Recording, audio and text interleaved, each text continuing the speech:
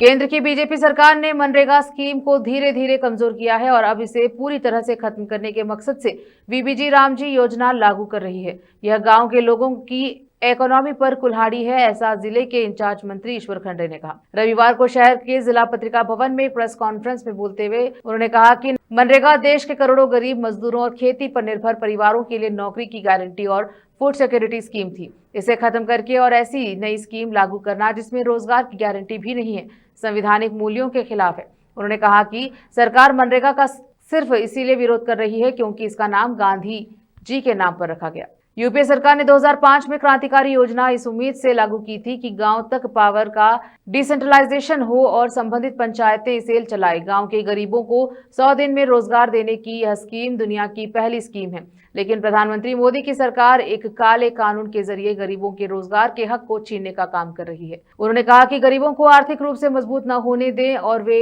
पूंजीपतियों की जेब में पैसा डालने के इरादे से उनके पेट पर पत्थर रख रहे हैं। केंद्र की बीजेपी सरकार की कामयाबी जीरो है और वह यूपीए सरकार के प्रोग्राम के नाम बदलकर उन्हें फिर से लागू कर रही है। यह राज्यों की ताकत कम कर रही है और फेडरल सिस्टम को खतरा पहुंचा रही है। वीबीजी रामजी स्कीम को रद्द करके मनरेगा को जारी रखना चाहिए। उन्होंने कहा कि कांग्रेस इसके लिए पूरा देश में जागरूकता अभियान चला रही है। वीबीजी रामजी स्कीम देश में बेरोजगारी की समस्या को फिर से बढ़ाएगी। सरकार ने अपनी पसंद की ग्राम पंचायत के जरिए तय एरिया में काम करने की इजाजत दी है। इसके अलावा स्कीम के तहत ग्रांट का हिस्सा 10% से बढ़ाकर 15% कर दिया गया। मंत्री खंडे ने कहा कि सरकार सब्सिडी बढ़ाकर 40 रुपए करके राज्यों पर पैसा का बोझ डालने की कोशिश कर रही है।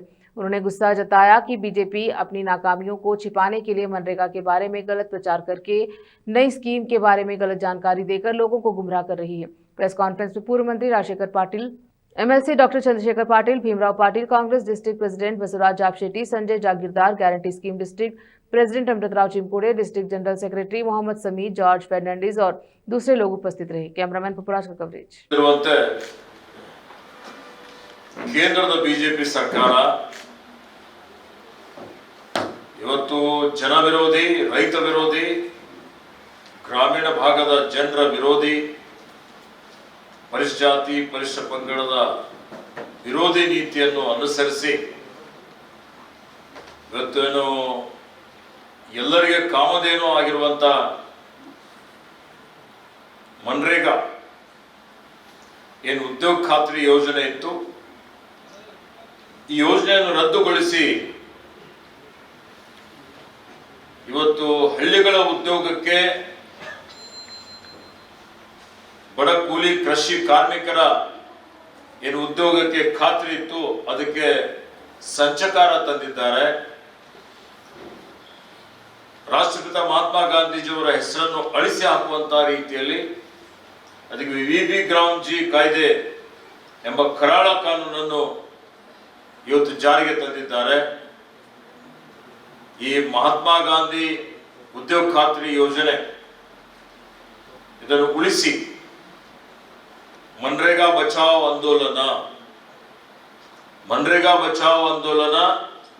ಇವತ್ತು ನಮ್ಮ ಕಾಂಗ್ರೆಸ್ ಪಕ್ಷದ ವತಿಯಿಂದ ಹಳ್ಳಿಯಿಂದ ದಿಲ್ಲಿವರೆಗೆ ಇವತ್ತು ಈ ಒಂದು ಆಂದೋಲನವನ್ನು ನಾವು ಹಮ್ಮಿಕೊಂಡಿದ್ದೇವೆ। ಇದರ ಬಗ್ಗೆ ಇವತ್ತು ಬಹಳಷ್ಟು ಜನರಲ್ಲಿ ಚರ್ಚೆ ಆಗ್ತಾ ಇದೆ। ಭಾರತೀಯ ಜನತಾ ಪಕ್ಷದವರು ಅಪಪ್ರಚಾರ ಮಾಡಲಿಕ್ಕೆ ಹೊರಟಿದ್ದಾರೆ। ಬಿಬಿ ರಾಮ್ಜಿ ಅದು ನಾವು ಕಾಯ್ದೆ ಜಾರಿಗೆ ತರ್ತೀವಿ ಅನ್ನುವಂಥದ್ದು, ಆದರೆ ಮನ್ರೇಗಾದೇನೊಂದು ಉದ್ದೇಶ ಇತ್ತು।